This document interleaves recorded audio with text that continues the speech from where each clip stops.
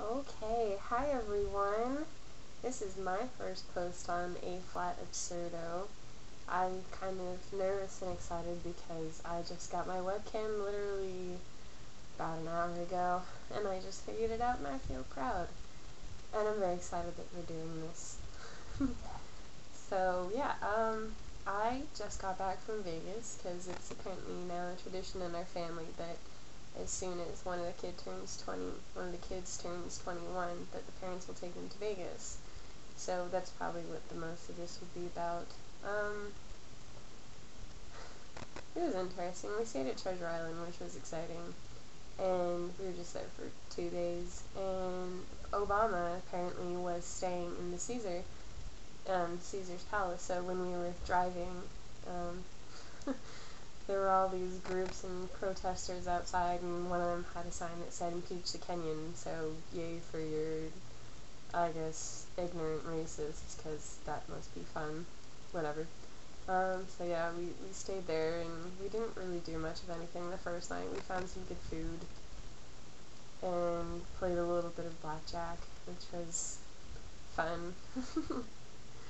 um, so the Sirens of the T.I. show. The Sirens of Treasure Island. You know, Treasure Island used to have, like, the battle of the ships and everything, like I guess the Americans versus the British, and it used to be really cool. Well, now I don't want to call it a striptease, because they already weren't really wearing anything, but it was just, I guess, another stereotypical Vegas show. It's just basically like, oh my god. Just in case there aren't enough of those. That was special, and I really could have done without having seen that ever. Ever. Don't ever see it if you go. It's, yeah. Yeah. So, and the next day, actually Clear and Present Danger was on TV, so we just kind of stayed for a while and watched that, because it's a really good movie. It's the Stratosphere, and they have brides, and I went on them, and they were so much fun, because they're really, really tall. The Stratosphere is the tallest building west of the Mississippi, I guess, and I got to ride to the top, and it was pretty awesome. Oh, we went to the Wax Museum, and I have a lot of pictures from that, because the wax museums just aren't fun unless you've got a camera and you're taking lots of really weird pictures, which I did a lot.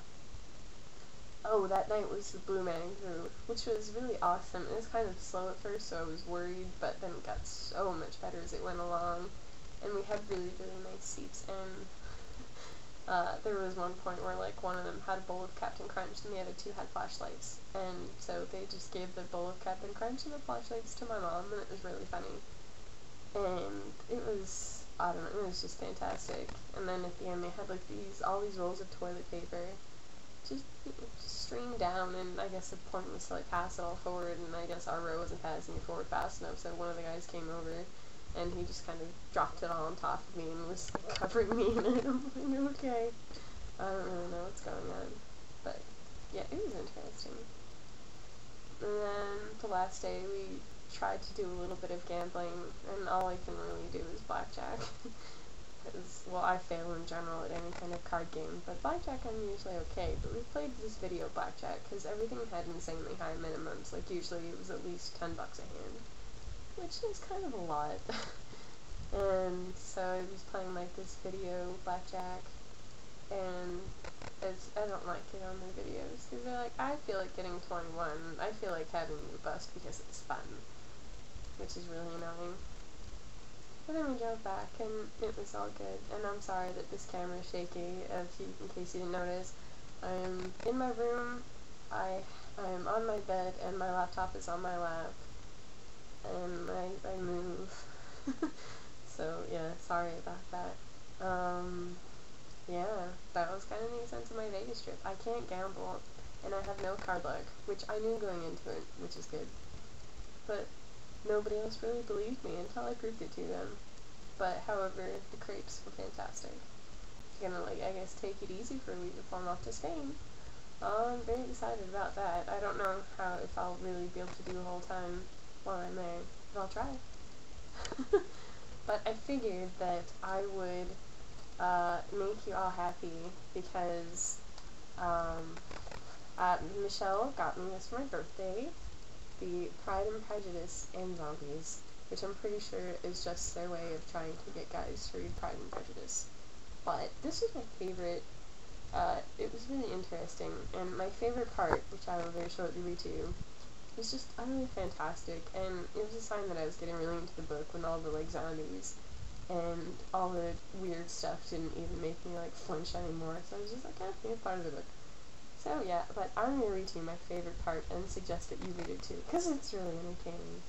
Okay, so this is when Lizzie and Jane are both coming back home from their respective visits elsewhere, and they meet up with, I think, just Kitty and Lydia.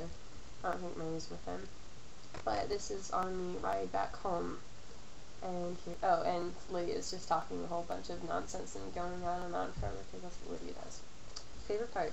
Elizabeth presently drew her katana and cut off Lydia's head, which fell into the open hat box.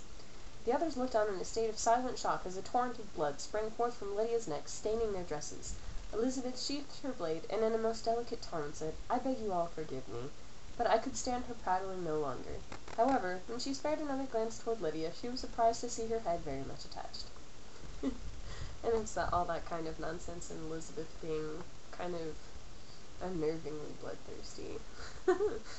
But it's actually really entertaining, and, well, I have to figure out how to edit this now and put it up onto YouTube. That'll be exciting. But yeah, that's it, and maybe I'll make another video before I go to Spain.